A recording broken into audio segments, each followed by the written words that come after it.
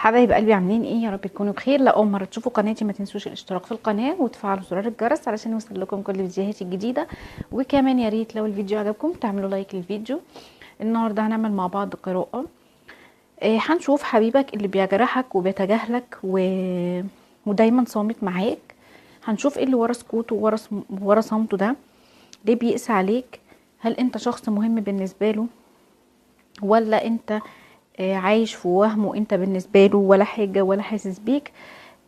وهيفضل صامت ومصمم على سكاته، ولا هيغير معاملته وطريقته معاك وهيتكلم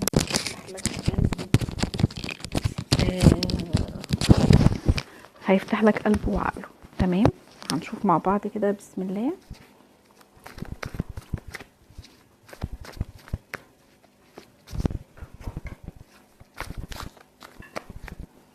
بسم الله.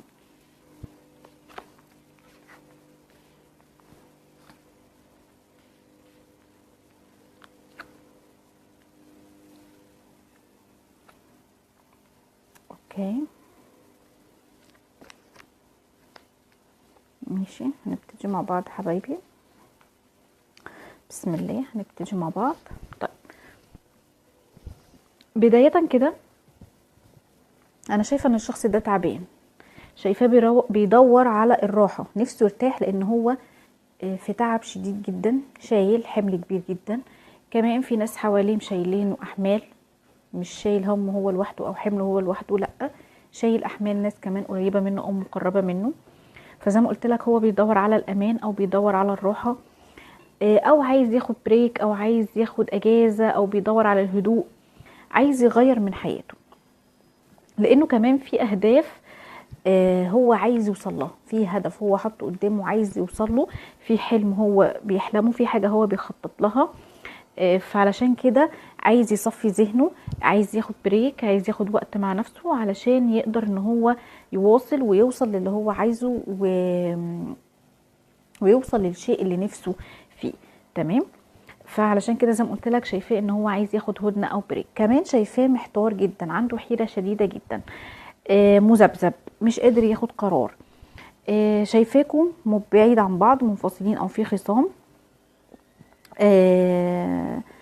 لكن زي ما قلت لك رغم المشاكل اللي هو فيها، لكن هيقدر ان هو يستعيد نشاطه الفتره الجايه. تمام. طيب، شايفه كمان ان في معلومات او في اسرار هو هيكتشفها، يعني كان عنده شكوك او ظنون في شخص معين او في حد معين يعني قريب منه او في ناس معينه. وشايفاه ان هو هيتاكد وهيعرف ان شكوكه وظنونه دي كانت في محلها. تمام. وزي ما قلت لك هو عنده حيره، لكن في قرارات مهمه هياخدها، في قرار مهم هو هيقدر ان هو ياخده وهيقدر ان هو يوصل له خلال الفتره الجايه. وممكن كمان يقاطع الشخص ده اللي هتتاكد له ظنونه فيه. تمام. طيب، انا شايفاك متحفظ جدا على الشخص ده، في تحفظات كتير جدا انت حاسس بيها في علاقتك مع الشخص ده. يعني الشخص ده ممكن يكون قاسي اكتر من اللازم، او ظالم اكتر من اللازم، او بيكبر المواضيع، او دايما بيسعى للمشاكل، او دايما بيدخل نفسه في مشاكل، او دايما بيتهور او بيتسرع. فانت متحفظ على الامور دي، او مش عاجباك الامور دي في شخصيته. وفي نفس الوقت رغم كده انت عندك طاقة حب كبيرة جدا للشخص ده، وشايف ان الصفات السلبية اللي عنده دي مأثرة عليكم تأثير كبير جدا وعلى علاقتكم وعلى حياتكم. ورغم حبك ليه، لكن انت بيجي عليك اوقات بتحس ان انت خلاص مش قادر تستحمل الصفات اللي هو اللي فيه دي. الاشياء السلبيه اللي مضايقاك دي، انت بيجي عليك اوقات بتحس ان انت خلاص فاض بيك، او ان انت مش قادر ان انت تستحمل او تيجي على نفسك اكتر من كده. مش عارف تعيش معاه بطريقته وباسلوبه ده. والعلاقة بالطريقة دي بالنسبة لك محبطة جدا ومتعبة ومهلكة، لان فيها صمت وفيها جفاء وفيها عدم توازن، فيها اون واوف كتير. يعني العلاقة دي فيها اون واوف كتير جدا. فعمرك ما حسيت فيها بالراحة النفسية، فحاسة ان انت زهقت او تعبت او مليت، او زي ما قلت لك انت مش قادر تستحمل، رغم ان زي ما قلت لك انتوا في طاقه حب كبيره جدا ما بينك وما بينه. انتوا الاتنين سول ميت بالنسبه لبعض، انتوا الاتنين توأم روح بالنسبه لبعض. مهما حصل ومهما بتبتعدوا، مهما بيحصل ما بينكم مشاكل، مش بتقدروا ان انتوا تبعدوا عن بعض او تستغنوا عن بعض. لكن زي ما قلت لك انت زهقت ومليت، لان انت حاسس ان العلاقه دي تعباك او موتراك، علاقه غير مستقره، ما فيهاش امان بالنسبه لك، ما فيهاش استقرار بالنسبه لك. فدايما شايف نفسك بتلف في دايره مغلقه من الحيره والتكرار، هو اللي بتبات فيه، بتصبح فيه صمت، خصام، صلح، مشاكل. دايما شايف ان الشخص ده بيحطك تحت ضغط، سواء متعمد او بدون قصد. تمام. ممكن بقى بسبب تصرفاته او بسبب يعني شخصيته الصعبة دي. طيب، شايفاك بتسأل نفسك ايه نهاية العلاقة دي، وانت استفدت منها ايه، وايه اللي انت يعني المقابل اللي انت بتستحمله ده. يعني انت بتسأل نفسك العلاقة دي نهايتها ايه، وليه دخلت فيها اصلا، وليه حظك كده مع الشخص ده، وليه ظروفك كده. يعني دايما قاعد بتلوم نفسك، دايما مش عاجبك حالك، دايما مش عاجبك الوضع اللي انت فيه، دايما بتقول انا مثلا ليه يا ربي مش مكتوب لي افرح. بتندب حظك يعني. عندك اسئله كمان كتير جدا جوه عقلك بتدور. العلاقه دي دخلت حياتك لهدف معين، نهايتها فيها خير ليك. هتفضل كده لحد امتى؟ انت محتار وعندك حيره شديده جدا جدا، وابتديت زي ما قلت لك تمل وتحس بالظلم، لان الشخص ده ممكن يكون ظلمك وجه عليك في حاجات كتير جدا، زعلك كتير جدا، كان قاسي عليك. انت كنت متمسك بيه لحد اخر وقت، ولحد دلوقتي كمان انت متمسك بيه، وعندك امل ان العلاقة دي تتحسن او يحصل فيها حاجة جديدة. تمام. لكن زي ما قلت لك انت طول الوقت شايفه ان هو شخص اناني مغرور، مش بيعترف باخطائه، بيعاند معاك، ممكن كمان بيحسسك ان انت مش فارق معاه او مستبيع بمعنى اصح. طيب، هنشوف مع بعض كده بقى بيفكر فيك ولا لا، او بيفكر فيك ازاي في العلاقة. يعني هنشوف مع بعض.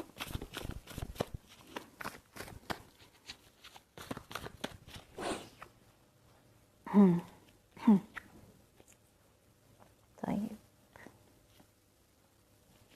ماشي. طيب، الشخص ده شايف ان في خلافات كتيرة بينكم، لكن هو مش هو السبب في الخلاف اللي ما بينك وما بينه. هو عارف ان في خلافات، وعارف ان في اختلافات ما بينك وما بينه، لكن حاسس ان ده وضع مؤقت وهينتهي، وان العلاقة بينك وبينه مش ميؤوس منها. هو متمسك بيك وبالعلاقة زي ما انت متمسك بيها. تمام. ووجودك كمان خلي بالك مهم جدا بالنسبة له، وفارق معاه كتير جدا. تمام. لكن هو مش قادر ان هو يدافع عن العلاقة، لانه محتاج ان هو يدافع عن نفسه الاول، لان هو داخل كمان على فترة فيها ضغوط وفيها صراعات كتير جدا، عنده مشاكل، عنده ضغوط، عنده صراعات. فهو عارف ان الفترة الجاية فترة صعبة لازم يعديها الاول. فبيقول لنفسه ان انا ازاي هدافع عن العلاقة دي وانا مش قادر ان انا ادافع عن نفسي اصلا، مش قادر ان انا استقر، مش قادر ان انا اكون مبسوط، مش عارف اعمل ايه. تمام. شايفاه ان هو مش عايز يضغط على نفسه في الوقت الحالي، عايز يحل مشاكله وبعد كده يفكر فيك. تمام. لان انت بالنسبه له خلي بالك مفتاح السعاده، انت حاجه مهمه جدا بالنسبه له، وبتمثل ليه سعاده، وبتمثل ليه حب ومشاعر كبيره، وبتديله كل حاجه جميله. وطول ما انت معاه هو بيكون مبسوط وفرحان، لان انت الشخص اللي قادر اللي انت تسعده رغم الخلافات اللي ما بينكم. وعارف وهو متأكد ان انت لو بعدت عنه هو اللي هيكون ليه دور في بعدك، وهو اللي هيكون سبب في بعدك، وهو اللي خلاك تبعد عنه. تمام. طيب، الشخص ده كمان شايفك ان انت اكتر حد فاهمه، واكتر حد عارفه، واكتر حد حافظه، وعارف طباعه كويس قوي، واكتر حد بتقدر ان انت تفهمه وتريحه من غير ما يشتكي، من غير ما يقولك ايه اللي هو حاسس بيه، انت بتعرفه وبتحس بيه. تمام. انت بتبقى عارف دايما هو امتى مبسوط، امتى زعلان، امتى فرحان. انت اكتر حد عندك خبرة بيه وفاهمه كويس قوي قوي قوي. تمام. آه فهو بيحب النقطة دي جدا فيك، كمان من النقط اللي بتخليه منجذب ليك بصورة كبيرة. كمان زي ما قلت لك الشخص ده تعبان، حزين، ندمان، مش مبسوط في البعد اللي ما بينك وما بينه، مش عارف يعيش حياته، بيعاني من البعد اللي ما بينك وما بينه. وكل اللي ما يعني اللي ما بينكم من قسوة وجفاء وتباعد وصمت، كل ده هو بيعمله معاك من ورا قلبه، لان هو شايف ان هو مضغوط او ان هو عنده مشاكل، فهو محتاج ان هو يحل مشاكله، محتاج ان هو يهدى يرتاح علشان يقدر ان هو يتواصل معاك او يتكلم معاك. وزي ما قلت لك هو شايف ان هي فترة مؤقتة، لان هو عارف ومتأكد ان انت بتحبه حب كبير جدا جدا، وهو كمان بيحبك جدا. حتى لو في كمان حد تاني في حياته الفترة دي، لكن هو بيحبك وقلبه معاك انت، وعارف ان انت شخص مميز بالنسبة له، لان زي ما قلت لك انت شخص فاهمه كويس قوي، وبتقدر تحتويه وتمتص غضبه وتهديه، وبتفهمه من غير ما يتكلم، وبتعرف كمان تسمعه وتريحه كويس قوي. طيب شايفة ان انت محتاج ان انت تحمي نفسك من الحسد والعين والطاقات السلبية اللي حواليك، لان انا شايفة ان مأثر عليك بعض الطاقات السلبية. وان شاء الله باذن الله دايما كمان خلي عندك امل، مفيش حاجه مستحيله. توقع المعجزات في اي وقت.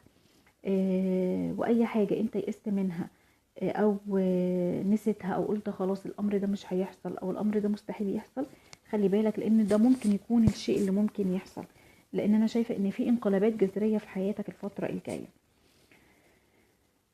طيب عايزه اسحب كروت كمان.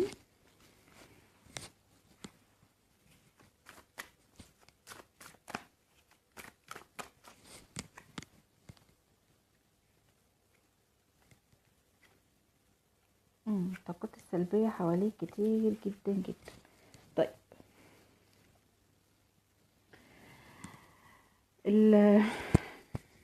الشخص ده بالرغم من حبك الكبير ليه، انت بتحبه حب كبير قوي، لكن للأسف الشخص ده هو مصدر حزنك ووجعك وألمك ومشاكلك النفسية كلها، مسبب لك توتر وقلق.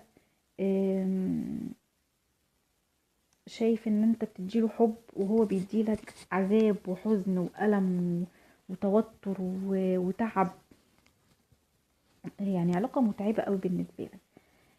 لكن رغم كده انت مش قافل بابك من ناحيته، بتنتظر وياخد خطوة او يحسن العلاقة او يتغير. انت مستني ان هو يرجع لك او ان هو يعاملك بطريقة مختلفة. زي ما قلت لك انا شايفة ان الشخص ده يعني بيتعمد يخفي مشاعره ويظهر اشياء تانية غير اللي جواه، وهو في قلبه ليك حب كبير، خلي بالك، وبيفكر فيك وعايز يكمل حياته معاك وعايز يستقر معاك، وعارف ومتأكد ان رجوعكم لبعض مسألة وقت مش اكتر. هيحصل في يوم من الايام، هترجعوا لبعض وهتكونوا مع بعض. وشايف انه يعني ان هو عنده مسؤولية ناحيتك، ممكن يكون هو وعدك وعود وخلفها او ما وفاش بوعوده معاك، فعايز ان هو يصدق معاك او يحقق لك وعد هو وعده لك وخلي بيك للاسف.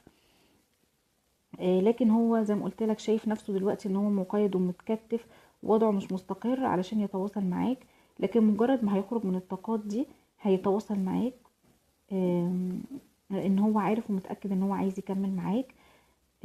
وشايفة ان في ظروف واقفة ما بينكم انتوا الاتنين عايزين بعض، لكن الظروف واقفة ما بينكم والمشاكل واقفة ما بينكم. طيب هنشوف كده خطواته القادمة ليك والدنيا فيها ايه.